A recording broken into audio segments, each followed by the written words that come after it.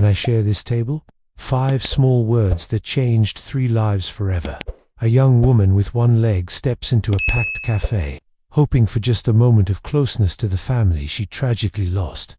She's searching for a seat, and maybe a piece of the life that slipped away, or across the room. A single father and his 6-year-old daughter sit at their usual Saturday spot, completely unaware that the stranger walking toward them will break their hearts open, and then gently put them back together in a way they never imagined. Before we continue, drop a comment below. Where in the world are you watching from? We love seeing how far these stories travel. The corner bean was packed that Saturday morning. In late March, it was Portland's first real sunshine after months of grey, and everyone had come outside to celebrate. Couples on coffee dates, students hunched over laptops, parents juggling strollers and pastries. Every table was full, every seat taken. At a corner table by the window, Asher Reed took a sip of his black coffee and glanced up. That's when he saw her. A young woman on crutches was carefully making her way through the crowded cafe. Blonde hair pulled into a loose ponytail, brown eyes scanning the room, searching desperately for an empty seat.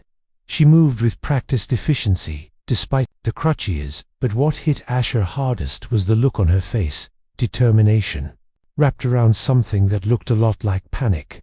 And then Josh's hamster escaped during show and tell, and ran under Mrs. Parker's desk. His 6-year-old daughter Aurora was saying, hands flying everywhere, and she screamed sulfur monoxide. Loud. Asher smiled at his little girl, but his eyes kept drifting back to the woman on crutches. She stopped at a table near the door, where a couple sat close together. Clear lead on a date. Asher saw her speak to them, saw the woman at the table shake her head firmly.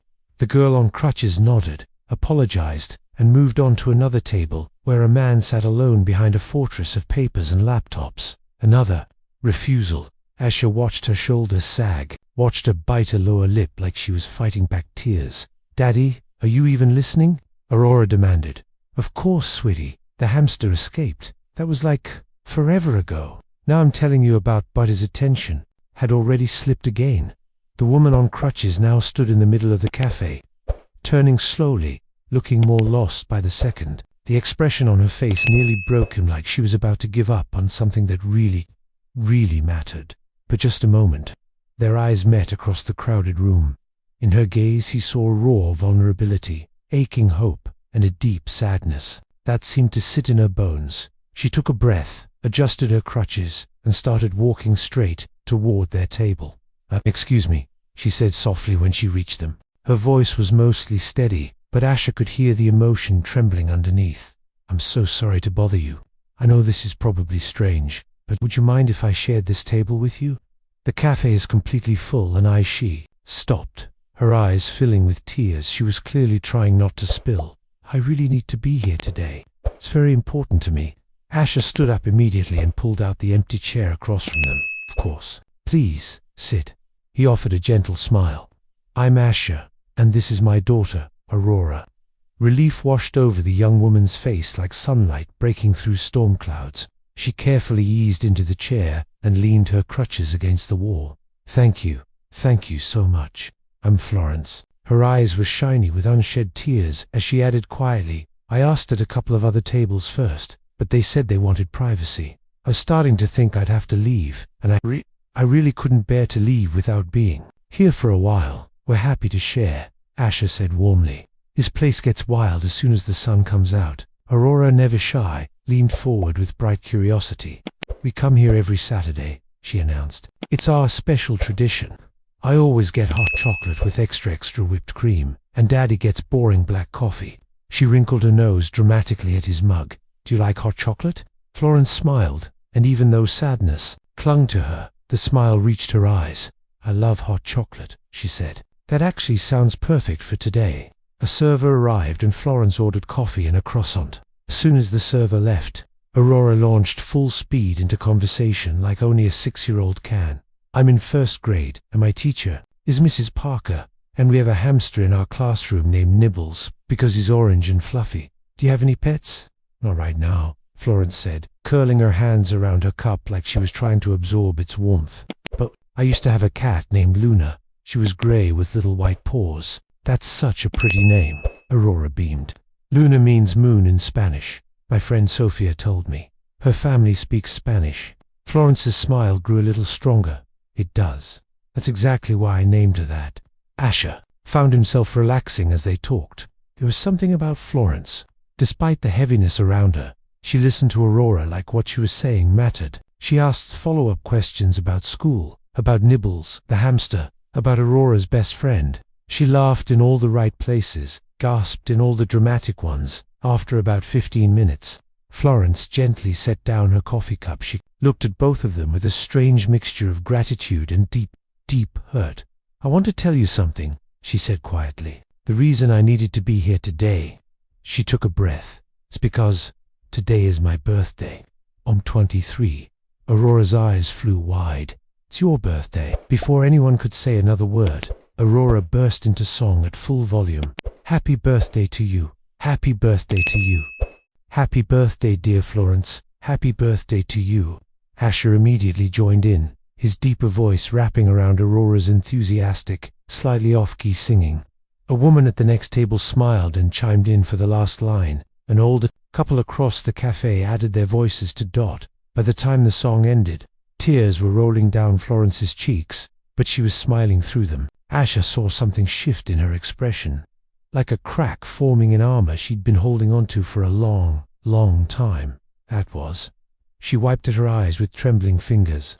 "That's the most beautiful thing anyone's done for me in a very long time. Thank you, both of you." "Everyone needs birthday songs," Aurora said with absolute certainty. Then her face lit up. "Daddy, she needs a birthday cake. You can't have a birthday without cake." "Oh no, really, you don't have to," Florence started, shaking her head. Asher glanced over at the pastry case where the cafe kept their small cakes. "They actually make really good cakes here," he said. "If it's okay with you, it is your birthday. You should definitely have cake." "You've already been so kind," Florence protested, voice thick. "I don't want to be any trouble." "You're not trouble at all," Asher said gently. "Please, let us celebrate with you." Despite her protests, Asher went to the counter. A few minutes later, he came back with a small chocolate cake with vanilla buttercream frosting and a single candle. As he lit the candle, people at nearby tables started watching. Someone began singing Happy Birthday again, and soon that whole side of the cafe was joining in. Florence closed her eyes. Asher saw her lips move, making a wish. She blew out the candle, and a small ripple of applause spread through the room. "Okay, birthday girl gets the first piece, and the biggest piece," Aurora declared, taking charge of the cake with serious authority. As they shared the cake, something in the air changed. The sweetness of the moment, the kindness of strangers, seemed to unlock something in Florence that had been bolted shut. "This cafe," she began, voice barely a whisper. She stared down at her plate. "This used to be my family's place. Our Saturday morning tradition. Just like yours." Asher's chest tightened. Aurora had stopped eating, watching with quiet, childlike concern. "Me, my little sister Hannah, and our parents," Florence said. "We lived a few blocks away in a tiny apartment above a bookstore. My dad was a firefighter at Station 14. My mom was a pediatric nurse at the children's hospital." Her hands started to shake around her fork. "We never had much money, but Saturday mornings here at the Corner Bean, those were the happiest hours of my life. Hannah always ordered strawberry waffles with extra syrup. My dad told the worst jokes. My mom stole bites off everyone's plates." She swallowed hard. For those few hours, nothing else existed but us. Without thinking, Asher reached across the table and gently covered her hand with his. "What happened, Florence?" he asked softly. She closed her eyes. A tear slipped down her face. 2 years ago there was a gas leak in our building," she said. "Old corroded pipes. The landlord had been warned, but every time it was, 'Next month. I'll fix it next month.'" Her voice cracked. "There was an explosion while we were asleep. I woke up in the hospital 3 days later." She took a shuddering breath. "The whole building collapsed. I was trapped under concrete and steel for almost 6 hours before they got to me. My left leg was completely crushed. The doctors said there was no way to save it. They had to amputate." Aurora's eyes shimmered with tears. Asher gently squeezed Florence's hand. "My parents and Hannah." Florence's voice finally shattered. "They didn't make it out." She inhaled sharply. "They all died in the collapse. Hannah was 14. She wanted to be a vet. She used to bring home strays. nurse injured birds back to health, cry over roadkill. She had the biggest heart. Tears streamed down Florence's face now. And my parents spent their whole lives saving other people, she whispered. My dad ran into burning buildings. My mom fought to help sick kids, but they couldn't save themselves. They couldn't save Hannah. They couldn't save me. Before Asher could respond, Aurora silently climbed out of her chair, walked around the table, and wrapped her small arms around Florence. I'm so sorry your family died, she said softly, with that pure, unfiltered empathy only children seem to have. That's the saddest thing I ever heard. But you're not alone right now. We're here with you. Florence pulled Aurora close and sobbed into her hair. Asher came around and rested a comforting hand on Florence's shoulder. They stayed like that for a long time. Three people who had been strangers an hour earlier, now knit together by pain, kindness, and the understanding that everyone in that hug had lost something big. When Florence finally calmed down, she looked at them with red-rimmed eyes. I'm sorry, she whispered. I didn't mean to fall apart like that. You never have. To apologize for grief, Asher said. Not ever. Florence dabbed at her eyes with a napkin. I live with my aunt now, up in Vancouver, she explained. She took me in after rehab for my leg, but doesn't feel like home. Nothing does. She looked around the cafe, eyes lingering on different corners, different tables. Today's my birthday, and all I wanted was to come back here, to this cafe, to feel close to them again. This is where we were happiest. I thought if I could just sit here at one of these tables, I might feel like they weren't completely gone. But when I saw how crowded it was, she shook her head. I almost left. And then you said yes. You let me sit here. You sang to me. You bought me cake. You made me feel like I mattered, on a day I felt completely alone in the world. You do matter? Aurora said firmly, still planted by her chair. And you're not alone. You have us now. Asher smiled at his daughter's words and thought about how he and Aurora had been coming here every Saturday for 3 years, ever since his divorce from Rachel was finalized. Saturday mornings had become their sacred little island in the sea of single parenthood. She's right, Asher said quietly. You don't have to be alone today. We were going to the park this afternoon. Nothing fancy, just our usual Saturday. You're welcome to join us if you want. Florence blinked in surprise. Are you sure? I don't want to intrude on your time together. You're not intruding, Asher said. We'd really like you to come. Florence hesitated only a second before nodding. I'd really love that, she said. Thank you. He spent the rest of the day at Laurel Hushed Park. Aurora raced for the swings, while Asher and Florence sat on a bench, talking the way people do when they feel an unexpected connection that somehow makes perfect sense. How long have you been doing the Saturday thing? Florence asked, watching Aurora pump her legs higher and higher. About 3 years, Asher said. Since my divorce was finalized. I'm sorry, Florence murmured. It was hard, he admitted, but necessary. He stared out at Aurora for a moment, then continued.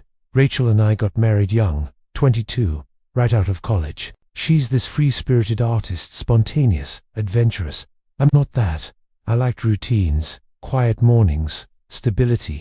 We thought we wanted the same life, but we didn't. He watched Aurora jump off the swing and run to the monkey bars. When Aurora was born, we tried really hard to make it work, he said, but trying to be someone you're not is exhausting. We didn't have some big betrayal or screaming match. We just faded, like colors left in the sun. That sounds almost harder than a big fight, Florence observed. It was Asher said. There was no one to blame, just the painful truth that loving someone isn't always enough if you want completely different lives. Where is she now? Florence asked gently. Seattle. Asher replied. She's a curator at a gallery. She visits twice a month and calls Aurora all the time. The divorce was amicable. We used mediation instead of lawyers. I got primary custody because my schedule as a middle school art teacher is more stable and Aurora needed that. You're a teacher? Florence asked, a little light flickering in her eyes. Yeah, Asher laughed. Middle school art. It's chaos and creativity and hormone storms, but I love it. Art teacher, Florence said, studying him. That fits. You have that energy. Patient, observant, creative. What about you? Asher asked. You mentioned design earlier. Graphic design, she said. Freelance. I work from home now, which has been good since the amputation. I had to relearn how I do everything. I used to pace when I brainstormed, sketch at an easel. Now I do most of my work from a chair with a tablet on my lap. It took months to adjust, but I did. That's incredibly strong. I didn't have much choice, Florence said quietly. It was either adapt or give up, and after losing everything else, I refused to lose my work, too. They talked for hours, discovering little overlaps. They both loved hiking, though. Florence hadn't been on a trail since the accident. Both preferred indie films to mega blockbusters. Both loved the smell of Portland after rain and small bookstores with creaky floors. When evening came, they exchanged numbers in the parking lot. "Thank you for today," Florence said. Her eyes were still slightly puffy, but for the first time, they were also truly happy. "You and Aurora turned what I thought would be the loneliest, hardest birthday of my life into something beautiful. I'll never forget this." "Same time next Saturday?" Asher asked, surprising himself with how much he hoped for a yes. Florence's face lit up. "I'd absolutely love that." The text started that night. "Florence, thank you again for today. I still can't believe how kind you both were to a complete stranger. Asher, you're not a stranger anymore. You're our friend. And friends are not allowed to say thank you for birthday cake. It's in the handbook. Page 47. Florence, I clearly need to read that handbook more carefully. Asher, it's a thrilling read. Right up there with tax forms and furniture instructions. By the next Saturday, Florence walked into the corner bean with a nervous smile, but the moment Aurora spotted her, she squealed, sprinted over, and threw herself into Florence's arms. Joe's, like that, it felt like Florence had always been part of their Saturday tradition. Weeks turned into months. Florence started joining them for other things, too. Trips to Powell's City of Books, where they'd wander different sections and text. Each had the most ridiculous book titles they could find. Movie nights at Asher's apartment after Aurora went to bed, where they'd bicker playfully about plot holes and character choices. Aurora's school art show, where Florence stood beside Asher, snapping pictures like a proud aunt. Florence taught Aurora how to draw cartoon characters at the kitchen table, colored pencils spread like confetti. Late at night, when the world was quiet, she and Asher texted about everything and nothing, funny memes, tiny victories, and deep conversations about grief, hope, and piecing life back together. 2 months after that first birthday, Florence made a decision. "I'm moving to Portland," she told Asher one evening. They were on his couch, a documentary playing in the background that neither of them was actually watching. Asher's heart did a little somersault. "Seriously?" he asked. "My aunt gets it," Florence said. "She knows I need to rebuild my life.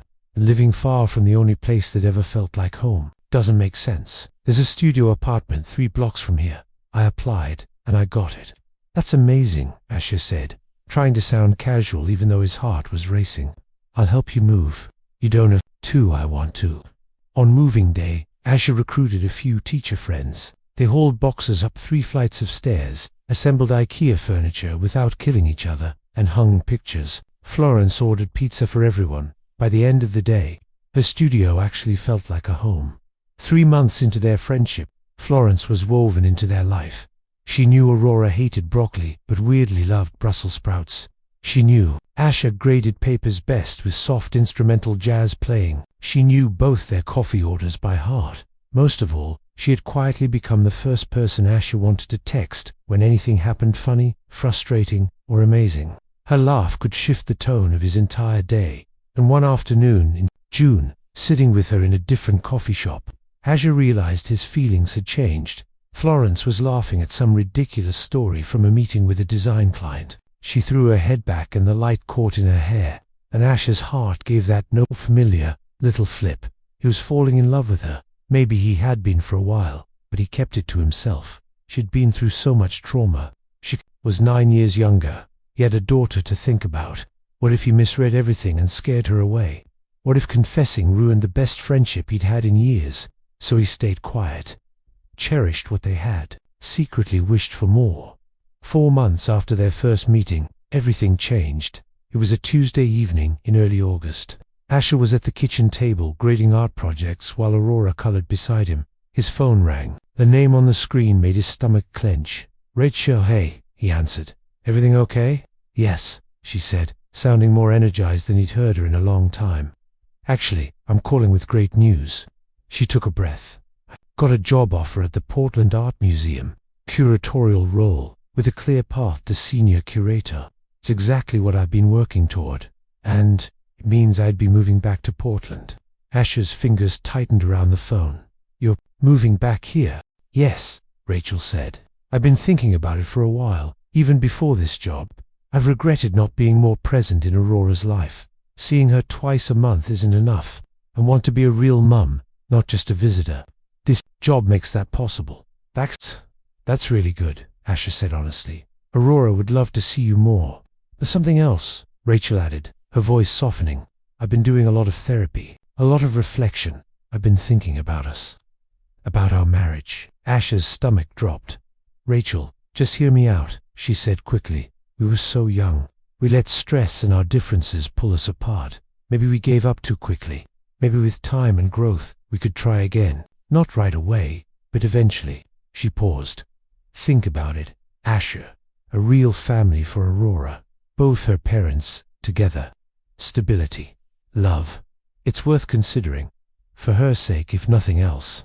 After they hung up, Asher just sat there, frozen. Aurora looked up from her coloring. Was that Mummy? She asked. Yeah, he said. It was. Is she coming to visit soon? He swallowed. Mummy might be moving back to Portland for a new job. Aurora's face exploded with joy. Mummy's coming here. That's the best news ever. She bounced in her chair, coloring forgotten. Oh, Daddy, this is so great. I can see her all the time. And maybe if she's here, you and Mummy could be together again. Like a real family. Like Harper's parents. We could all live together. Asher's heart sank. Sweetheart, it's not that simple. But it could be, Aurora insisted. If Mummy's here and you're here, you can fall back in love. That happens in movies all the time. Then we'd be a real family. I wouldn't have to go back and forth.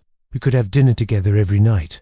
Sometimes, the people we love want something from us that we simply cannot give. Have you ever been there? That Saturday at the Corner Bean.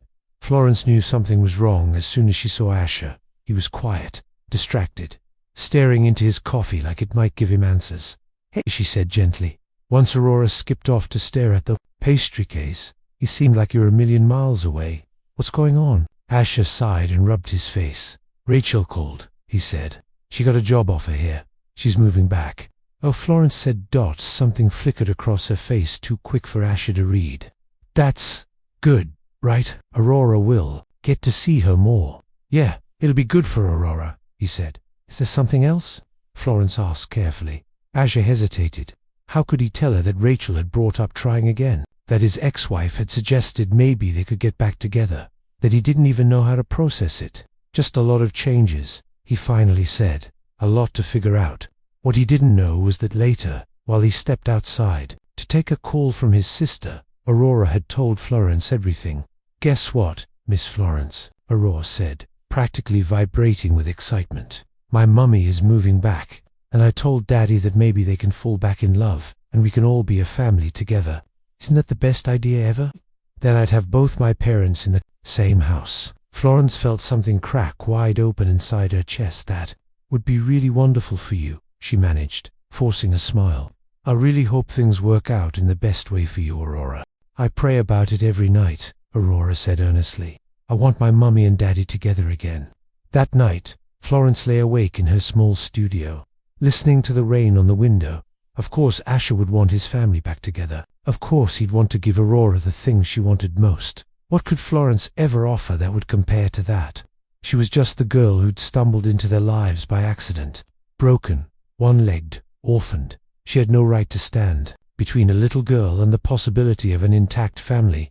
And besides, Asher had never said he saw her as anything more than a friend. She'd been foolish to let herself fall in love with him. Over the next 2 weeks, Florence began to pull away. Asher tried to stay optimistic, but it got harder. He missed her texts, missed her quick jokes and late-night conversations. Movie night Friday? He texted.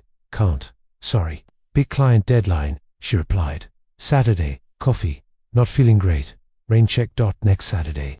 Have to drive to Vancouver. My aunt needs help with something. Asher was confused and hurt. The distance had started right after he mentioned Rachel moving back. He tried calling, but Florence let it go to voicemail. Did I do something? Please talk to me. I miss you, he wrote. Hours Later, her reply came, I just think I've been imposing too much on your time with Aurora. You too need your space, especially with everything changing, imposing. He had become part of their life. How could she possibly think she was imposing? On the third Saturday without Florence, Aurora looked around the corner, beaming with sad, confused eyes. Where's Miss Florence? She asked. Why doesn't she come anymore? Did we make her mad? No, sweetie, Asher said. She's just busy. But she was never too busy before, Aurora whispered. I miss her, Daddy. She's my friend. I miss her too, he admitted. That night, after putting Aurora to bed, Asher sat on the couch, turning it all over in his mind. The pulling away, the timing. Aurora's excited, talk about her parents getting back together, and then it hit him. Aurora. He must have told Florence about her perfect family dream. And Florence, who had lost her entire family in one night, probably decided she had no right to stand in the way of a little girl getting hers back. She was giving them up because she thought it was the right thing to do. Asher grabbed his keys. 20 minutes later, he was knocking on her door when Florence opened it. Surprise and something like panic flashed across her face. Asher, is Aurora okay? She's fine, he said. She's with my neighbor. We need to talk. Florence hesitated, then stepped aside to let him in. Her studio was small but cozy, with photos of her late family carefully arranged along the shelves. They sat on her second-hand couch. Asher turned fully toward her. You're pulling away because of Rachel, aren't you? He asked. Florence's eyes immediately filled with tears. Asher, Aurora told you, didn't she? He pressed gently. About wanting her mom and me back together. Florence's gaze dropped to her hands, twisting in her lap. She's excited, Florence said softly. She wants both her parents in the same house. She deserves that. She deserves a complete family, Asher. Both her parents loving each other. I can't be the reason she doesn't get that. I won't be the one standing in the way of her fairy tale. Florence, Asher said. Look at me. She looked up, tears sliding down her face. I need you to understand something, Asher said, reaching for her hands. Rachel and I are not getting back together. We're not in love. We haven't been for years. Living in the same city doesn't change that, she said. She mentioned it as a possibility. He cut in. I haven't considered it seriously for even 1 second. Rachel and I are good co-parents. That's what we should be. But we are not meant to be partners. We tried. It didn't work. It hasn't changed. But Aurora's 6, Asher said gently. She wants the storybook ending where everyone lives in the same house and eats dinner together every night. It makes sense she wants that. But love doesn't always work like a children's movie. Rachel and I can both love Aurora fiercely, without being married. He took a deep breath. And there's something else I need to say, and I need you to really hear me. Florence swallowed hard. These last 4 months have been some of the happiest of my life since the divorce, Asher said. Not because things are easier, not because of routine, but because of you. Her breath caught. Because you make me laugh in ways I thought I'd forgotten, he continued. Because you see the world in this way that fascinates me. Because you're kind and resilient and real and beautiful. Because when I'm with you, everything feels right, in a way it never did with Rachel. Tears streamed down Florence's face. He can't say things like that, she whispered. Why not? He asked. They're true. He squeezed her hands. You're not standing between me and some perfect family. You're part of the family, Florence. You've been part of it since the day you asked if you could share our table. Aurora loves you, and I. His voice faltered. He took a shaking breath. I love you, he said. I'm in love with you. I have been for weeks, maybe months. And I'm hoping, really hoping, you might feel the same. Florence stared at him, crying openly now. I do, she choked out. I've been falling in love with you since you sang Happy Birthday to a stranger and made her feel seen. But I thought I was being selfish. I thought, if I let myself hope, I'd be taking something away from Aurora. Asher pulled her into his arms. She sobbed into his chest, months of bottled-up grief and fear pouring out. He held her tightly, one hand in her hair, the other wrapped around her. You're allowed to hope, he murmured. You're allowed to want things. You're allowed to be loved. Florence, you're allowed to be happy. I love you, she whispered, pulling back just enough to look at him. I love you so much. And I love Aurora. I'm just scared. Of what? He asked softly. Of ruining everything. She admitted. Of you realizing I'm not enough. Of Aurora resenting me for not being her mother. If Asher kissed her, it was soft, careful, full of all the things he hadn't said for months. When they finally broke apart, he rested his forehead against hers. "You are enough," he said firmly. "More than enough. We'll figure everything out together." Rachel moving back, co-parenting, all of it. "Just don't walk away from us, please." "I won't," she whispered, clutching his shirt. "I'm sorry I tried." "You don't have to be sorry," he said, kissing her forehead. "You being in our lives, that's what's right." They stayed like that for a long time, while the Portland rain tapped its steady rhythm against the window, rinsing away fear and uncertainty and leaving only the truth between them. The next morning, Asher sat Aurora down at the kitchen table. "Sweetheart, we need to talk about Mummy moving back," he said. Aurora looked up, hopeful, toast in hand. "Mummy and Daddy both love you more than anything in this world," Asher began. "And Mummy wants to move here so she can see you more." "That's wonderful." He took a breath. "Mummy and Daddy are not getting back together." Aurora's face fell. "But why?" she whispered. "If she's here." "Because sometimes people who care about each other are better as friends than as married people," Asher explained. "Mummy and I tried hard when we were married, but we made each other sad more than happy. That's not what marriage is supposed to be." Tears filled Aurora's eyes. "But I want us all to be together," she said, voice quivering. "I know, baby," Asher said, "and it makes sense that you want that. But you do have us together, just in a different way. You have Mummy, who loves you, and you have Daddy, who loves you. We're both here for you. That's what matters most. Not whether we live in the same house." Aurora was quiet for a minute, processing. "Is it because of Miss Florence?" she finally asked. "No," Asher said firmly, taking her hands. "Mummy and I made our decision a long time before I ever met Florence. That's separate. But I do need to tell you something about her." He swallowed. "I love her, Aurora, not just as a friend. The way grown-ups love each other when they want to be together." Aurora thought about that. "Like boyfriend and girlfriend?" she asked. "Yes," Asher said.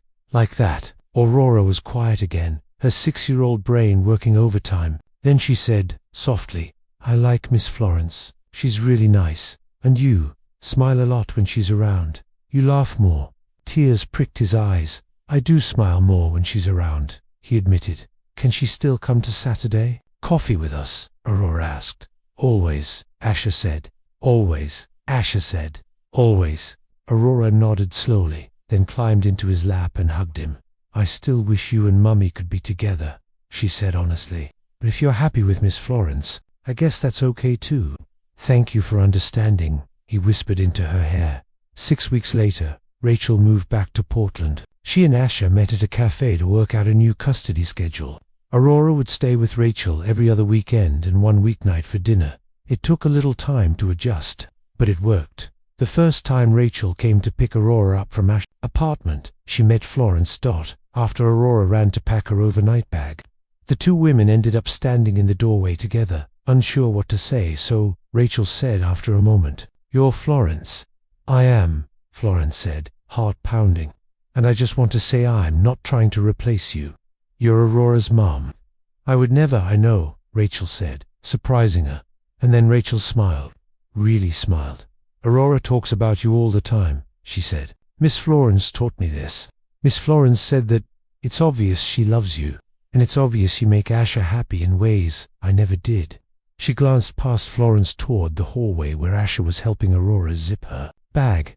"I thought I wanted to try again with him," Rachel admitted. "But the truth is, I was lonely. I confused wanting to be a better mom with wanting to be his wife again.